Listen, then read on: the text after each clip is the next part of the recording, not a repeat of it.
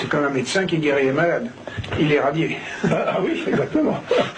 Exactement. Un médecin qui dirait que le système immunitaire est absolument zigouillé par la vaccination systématique. Il est radié. Ah oui, exactement. Exactement. On veut des vaccins. On veut des vaccins. On veut pas mourir. On veut des vaccins. On veut des vaccins. On veut des vaccins.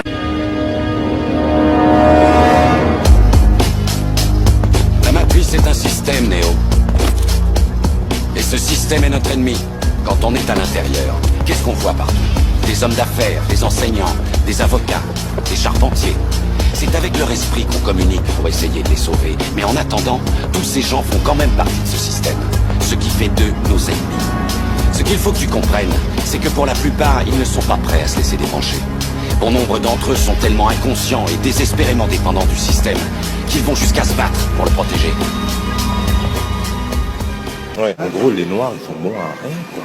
Ah, ça, personne ne vous le dira vraiment, monsieur. Mais vous, selon vous. Moi, c'est votre opinion qui me... C'est évident, monsieur. Ah, ça, je sais pas. C'est qu'il y a 500 ans, on a bien travaillé. Ah ouais, vous avez exterminé, on a éliminé tous les meilleurs. Tous les meilleurs noirs ont été exterminés. Éliminé, hein. Donc là, tous les noirs qui restent, c'est la grosse Là, non, merde. maintenant, on a pu remettre des armes, on met un peu quelques petits microbes par-ci par-là, des microbes par-ci par-là. C'est quoi les microbes? C'est tout, la guerre bactériologique, c'est parce que ça existe quand même. Ah, d'accord. Bactériologique, la guerre. Quelques petits microbes par-ci par-là. L'histoire cachée de la mafia khazariane. De l'an 100 à 600 après Jésus-Christ, une société incroyablement maléfique émerge à Khazaria. Les Khazariens se développent en une nation dirigée par un roi maléfique qui avait les anciens arts noirs babyloniens des oligarques occultes lui servant de cour. Pendant ce temps, les Khazariens sont connus dans les pays environnants comme des voleurs, des meurtriers, des bandits de la route, et pour avoir assumé l'identité des voleurs qu'ils ont assassinés comme une pratique professionnelle et un mode de vie normal. L'an 600 après Jésus-Christ, l'ultimatum est livré par la Russie et les autres nations environnantes.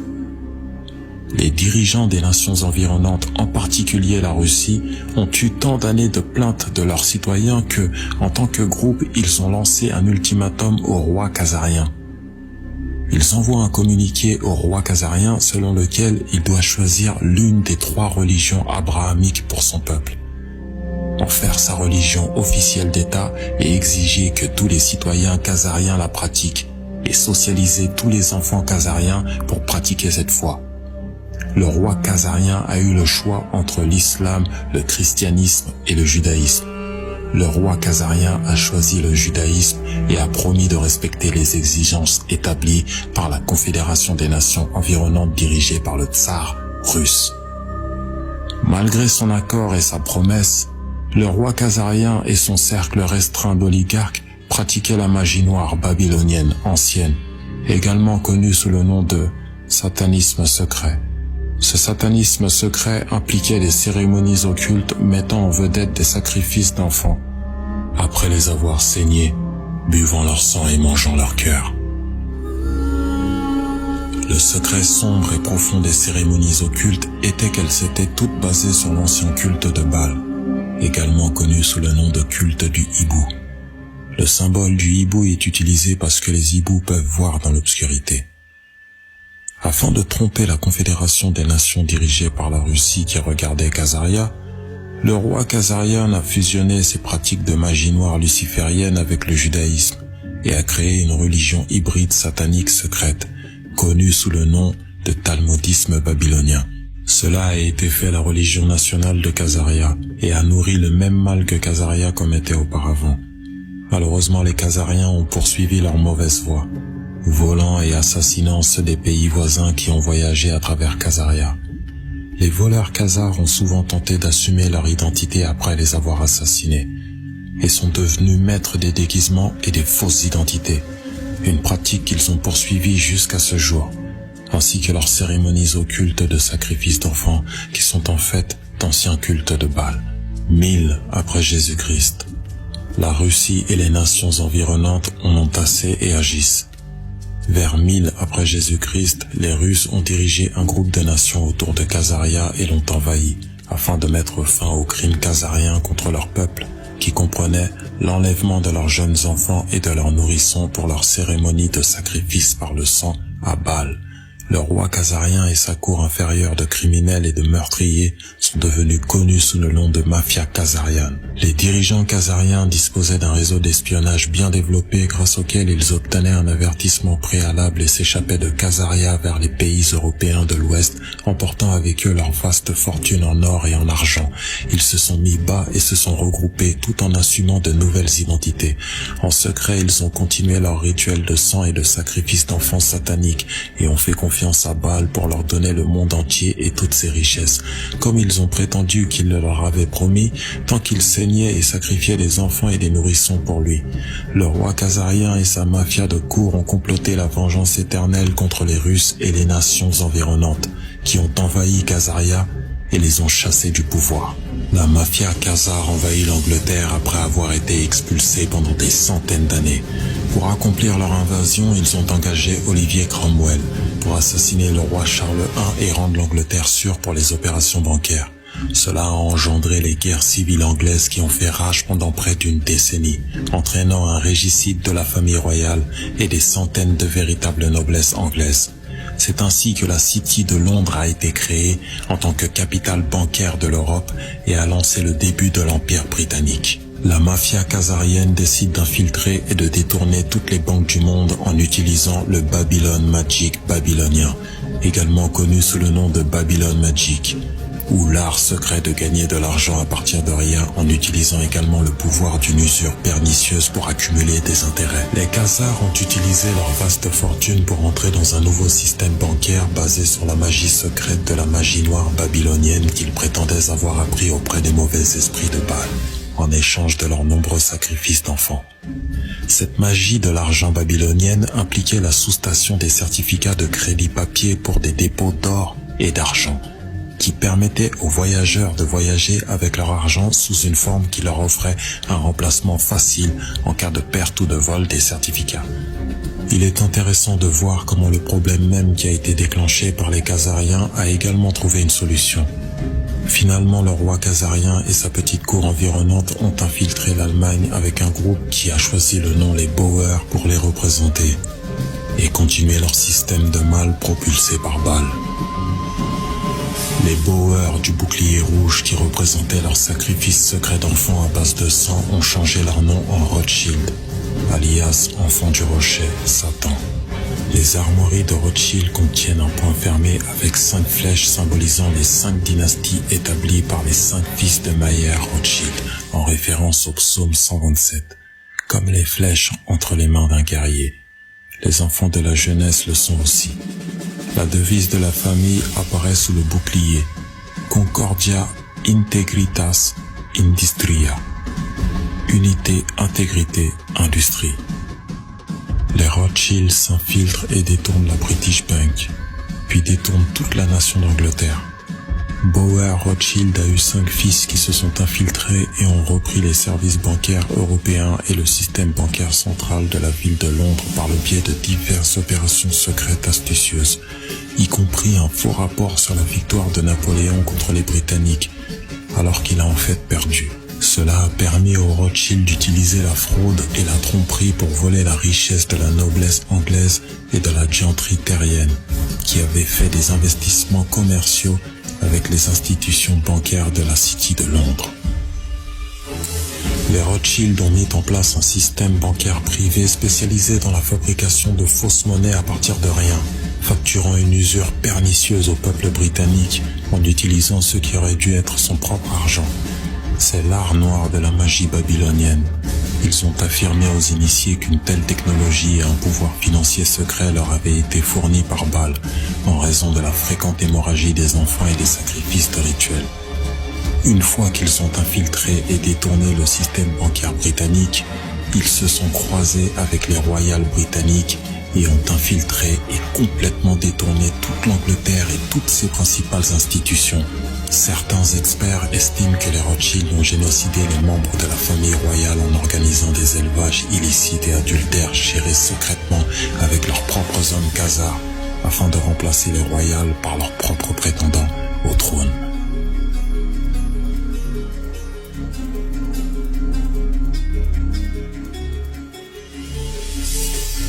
La mafia khazarienne déploie un effort international pour éradiquer les rois qui gouvernent par le droit divin.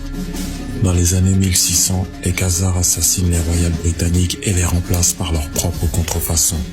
Dans les années 1700, ils assassinent les royales français. Juste avant la Première Guerre mondiale, ils assassinent l'archiduc autrichien Ferdinand. Pour commencer la Première Guerre mondiale, en 1917, ils ont rassemblé leur armée, les bolcheviks, et infiltré et détourné la Russie, assassiné de sang-froid le tsar et sa famille, bâillonné sa fille et volé tous les trésors russes d'or et d'argent ainsi que d'art. Juste avant la Seconde Guerre mondiale, ils assassinent les royales autrichiens et allemands. Ensuite, ils se débarrassent des royales chinois et privent de pouvoir le souverain japonais. La haine intense de la mafia khazare envers quiconque professait la foi en un dieu autre que leur dieu Baal les a motivés à assassiner les rois et la royauté et à s'assurer qu'ils ne peuvent jamais régner. Ils ont fait de même avec les présidents américains en menaçant des opérations secrètes sophistiquées pour les priver de pouvoir. Si cela ne fonctionne pas, les Khazars assassinent comme ils l'ont fait pour McKinley, Lincoln et JFK. Les Khazars veulent éliminer tous les dirigeants forts ou les élus qui osent résister à leur pouvoir de magie babylonienne.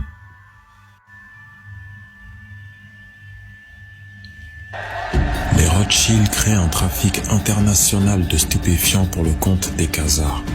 Les Rothschild dirigèrent alors secrètement l'Empire britannique et élaborèrent un plan diabolique pour récupérer les vastes quantités d'or et d'argent que les Britanniques avaient payé à la Chine pour sa soie et ses épices de haute qualité qui n'étaient disponibles nulle part ailleurs. Les Rothschild, par le biais de leur réseau d'espionnage international, avaient entendu parler de l'opium turc et de ses caractéristiques créatrices d'habitude. Ils ont déployé une opération secrète pour acheter de l'opium turc et le revendre en Chine, infectant des millions de personnes avec une mauvaise habitude d'opium qui a ramené de l'or et de l'argent dans les coffres de Rothschild, mais pas au peuple britannique. L'argent que les Rothschild ont gagné de la vente d'opium était si vaste qu'ils sont devenus encore plus dépendants de l'argent facile que les toxicomanes aux opiacés ne l'étaient. Les Rothschild ont été la source de financement derrière la création des colonies américaines, en incorporant la compagnie de la baie d'Hudson et d'autres sociétés commerciales pour exploiter le nouveau monde des Amériques. Ce sont les Rothschild qui ont ordonné l'extermination massive et le génocide des peuples indigènes d'Amérique du Nord pour permettre l'exploitation des vastes ressources naturelles du continent. Les Rothschild ont également suivi le même modèle commercial dans les Caraïbes et dans le sous-continent asiatique de l'Inde, entraînant le meurtre de millions de personnes innocentes.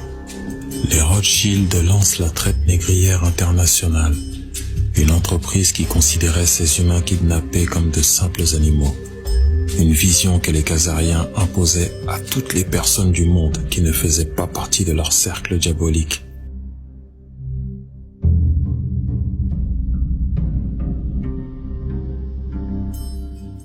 Les marchands d'esclaves Rothschild ont ensuite emmené ces esclaves kidnappés sur leurs navires dans des cellules exiguës vers l'Amérique et les Caraïbes où ils ont été vendus. Beaucoup sont morts en mer à cause de mauvaises conditions. Les banquiers Rothschild ont appris très tôt que la guerre était un excellent moyen de doubler leur argent en peu de temps, en prêtant de l'argent aux deux parties belligérantes. Mais pour être garantis des recouvrements, ils devaient faire adopter des lois fiscales qui pouvaient être utilisées pour forcer le paiement. Lorsque les Rothschild ont perdu la révolution américaine, ils ont accusé le tsar russe et les Russes d'avoir aidé les colons en bloquant les navires britanniques. Ils ont juré une vengeance éternelle sur les colons américains, tout comme ils l'avaient fait lorsque les Russes et leurs alliés ont écrasé Khazaria en 1000 après Jésus-Christ.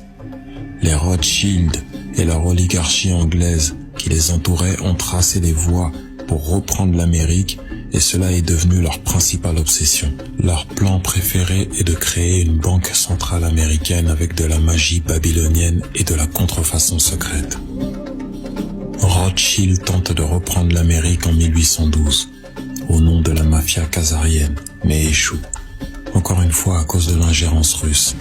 Cet échec a enragé la mafia khazarienne ainsi que Rothschild, et ils ont encore une fois de plus comploté une vengeance éternelle contre les Russes et les colons américains, et ont l'intention d'infiltrer et de détourner les deux nations et la bande d'actifs, de tyranniser puis de tuer en masse les deux nations et leur population. Les tentatives de la mafia khazarienne de créer une banque centrale américaine privée sont bloquées par le président Andrew Jackson, qui les a appelées sataniques et a promis de les acheminer.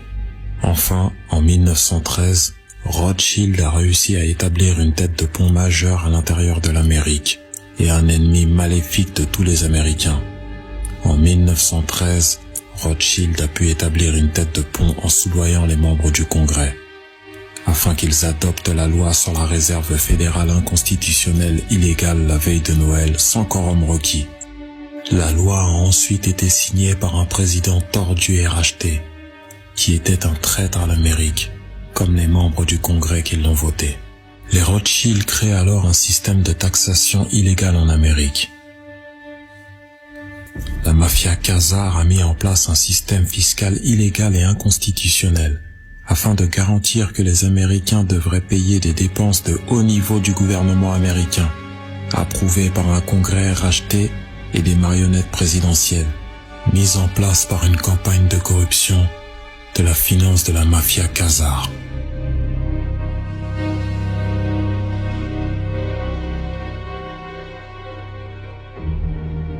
Il est facile pour la mafia khazare de récolter suffisamment d'argent pour élire qui il veut, car lorsque vous contrôlez une banque qui est un contrefacteur majeur secret, vous avez tout l'argent que vous désirez.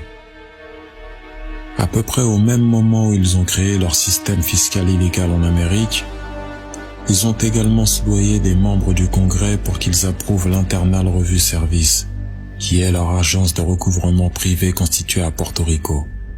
Peu de temps après, ils ont créé le Federal Bureau of Investigation pour protéger leurs banquiers, pour répondre à leurs besoins de dissimulation et les empêcher d'être jamais poursuivis pour leur rituel de sacrifice d'enfants, réseau pédophile, et pour servir également d'opérations secrètes en leur nom. Notez que le FBI n'a pas de charte officielle. Selon la bibliothèque du Congrès, il n'a aucun droit d'exister ou d'émettre des chèques de paix.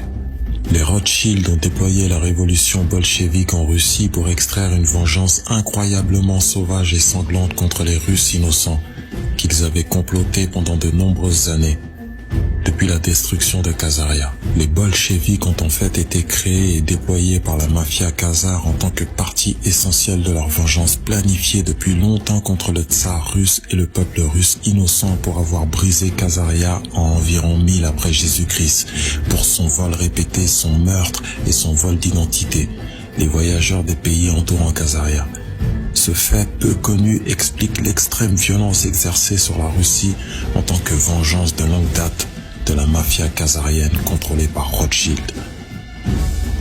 Dans une saignée sauvage et inhumaine bien planifiée qui a stupéfié le monde, les bolcheviks se sont déchaînés en pleine fureur au nom de la mafia khazare pour se venger des Russes. Cela avait été prévu depuis la destruction de Khazaria.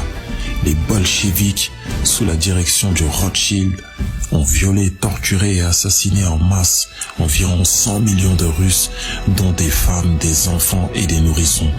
Certaines tortures et effusions de sang étaient si extrêmes que nous ne pouvons en parler.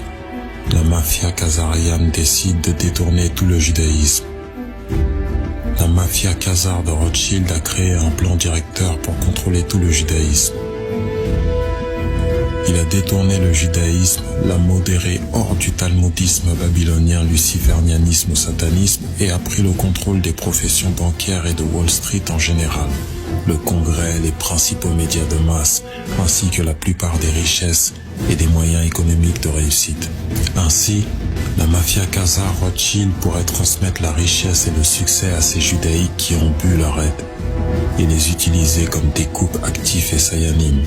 De cette manière, les Rothschild détournèrent le judaïsme.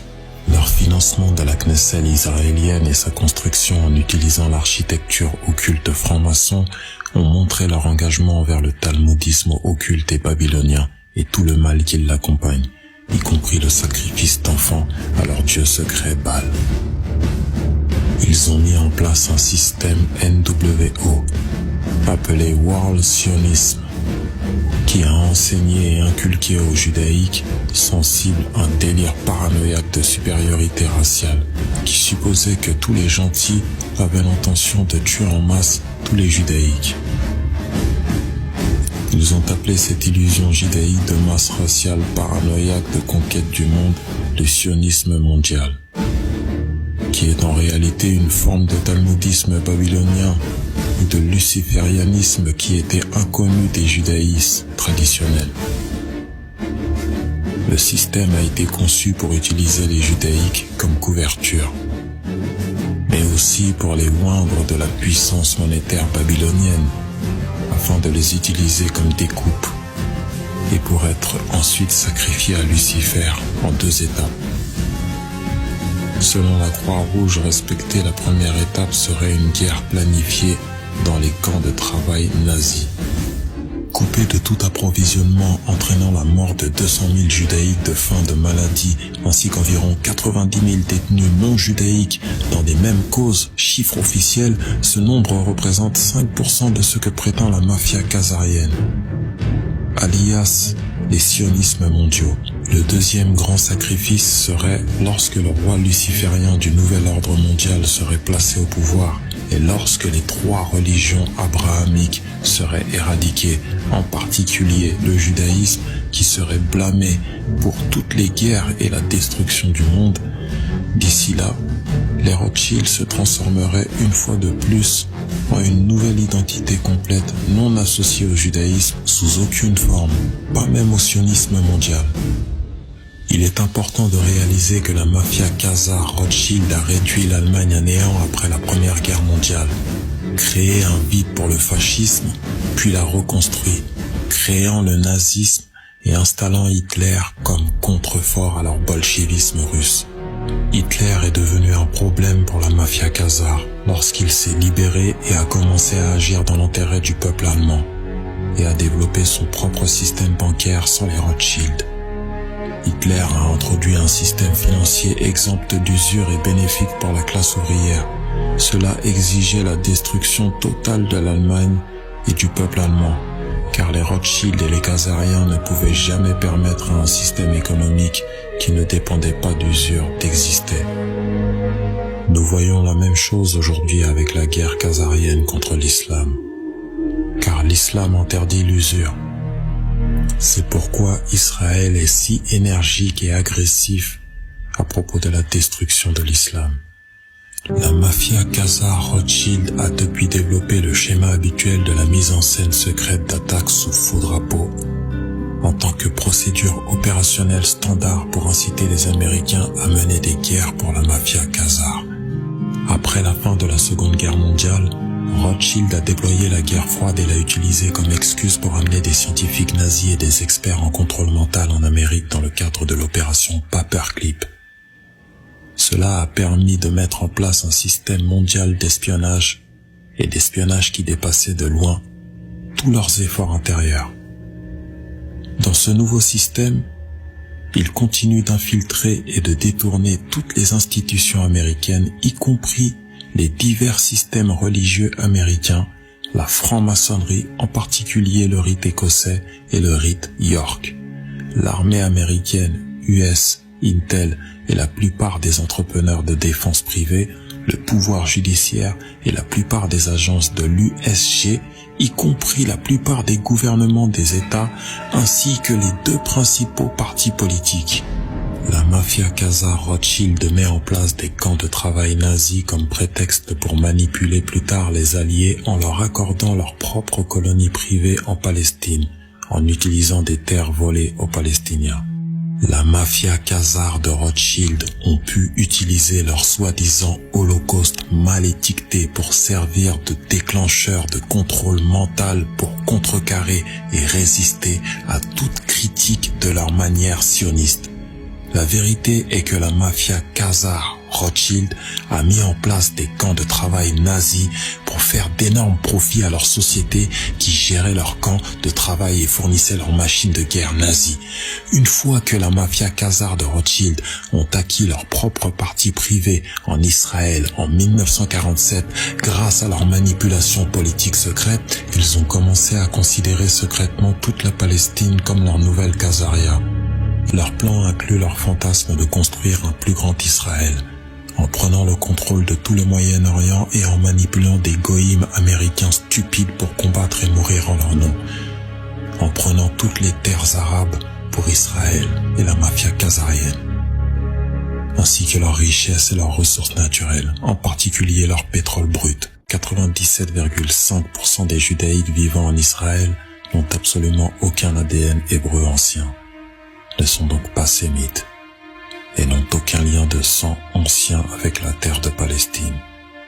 En revanche, 80% des Palestiniens portent un ADN hébreu ancien et sont donc de vrais sémites et ont d'anciens liens de sang avec la terre de Palestine.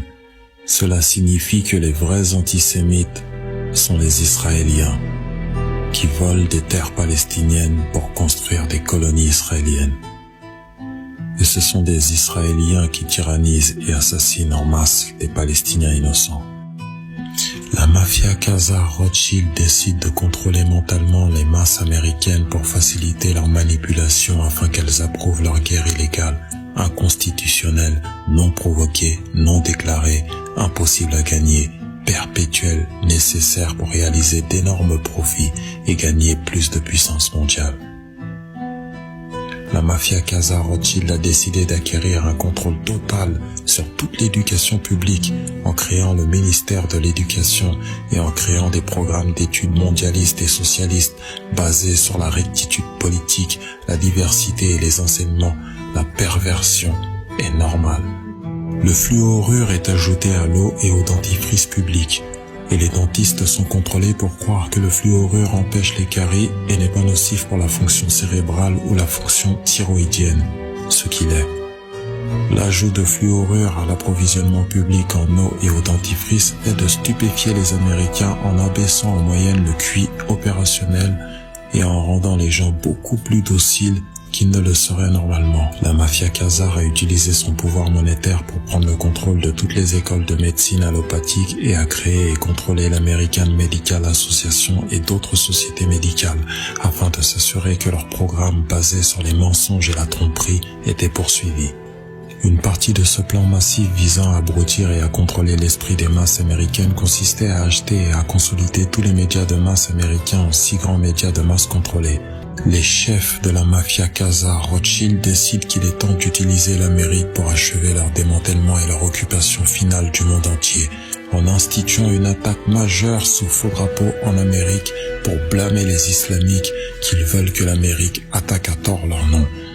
La mafia khazare utilise donc ses meilleurs citoyens israélo-américains, israéliens d'abord, vivant en Amérique, alias les Knackers, et les meilleurs néoconservateurs pour planifier une attaque nucléaire majeure contre l'Amérique. Netanyahou, le chef opérationnel de la mafia khazare, a déployé le Mossad et ses doubles citoyens pour mettre en place et instituer cette attaque contre l'Amérique, qui devait être imputée par le CMMM aux musulmans.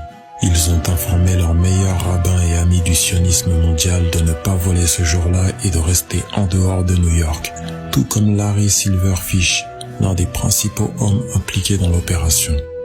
La société écran israélienne du Mossad, Urban Moving System, a été utilisée pour transporter les mini-armes nucléaires fabriquées à partir des puits nucléaires W54 volés de Pantex et fabriquées à l'origine à l'usine de traitement Hanford, où elles étaient stockées à l'ambassade d'Israël à New York et transportées aux tours jumelles pour les faire exploser le 9/11/2001. La mafia khazare de Rothschild a planté 25 armes nucléaires dans les grandes villes américaines et dans d'autres grandes villes d'Europe afin de les faire chanter.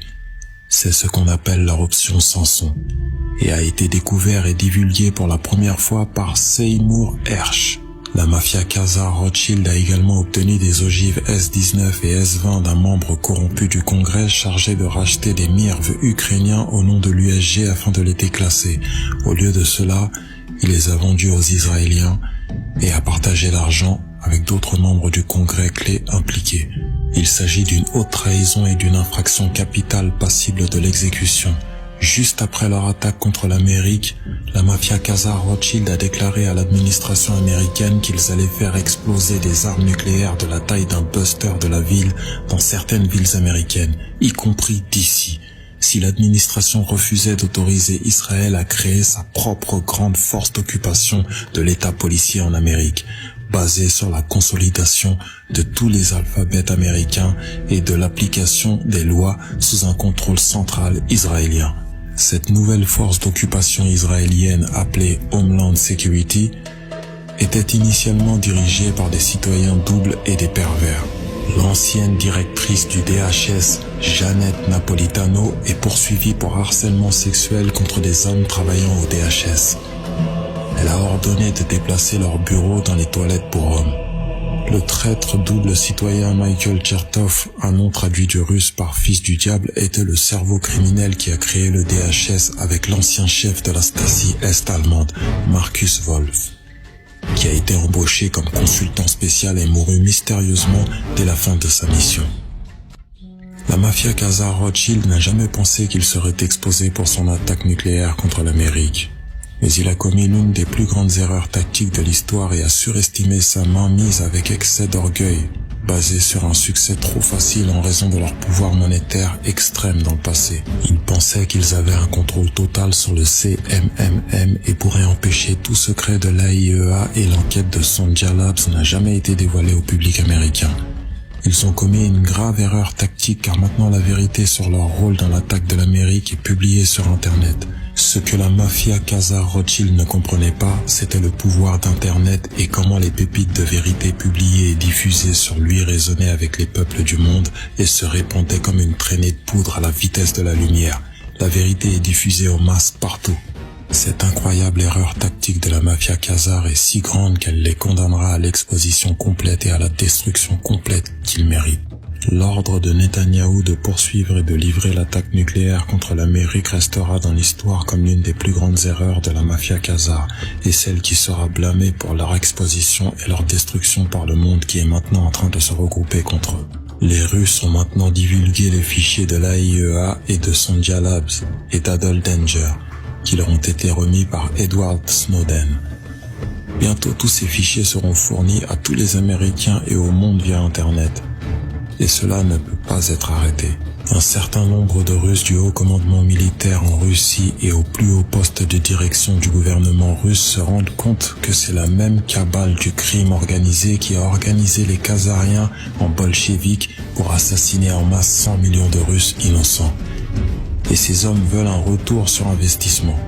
C'est pourquoi ils veillent à ce que les banquiers Rothschild cessent leurs activités, ce qui décapitera la mafia khazarienne de sa masse de monnaie de contrefaçon élastique et sans fin. C'est pourquoi la BRICS Development Bank a été créée pour remplacer l'US pétrodollar en tant que monnaie de réserve mondiale, mais celle-ci, contrairement au US pétrodollar, est soutenue par de l'or et l'argent et des produits de base sans aucune contrefaçon autorisée.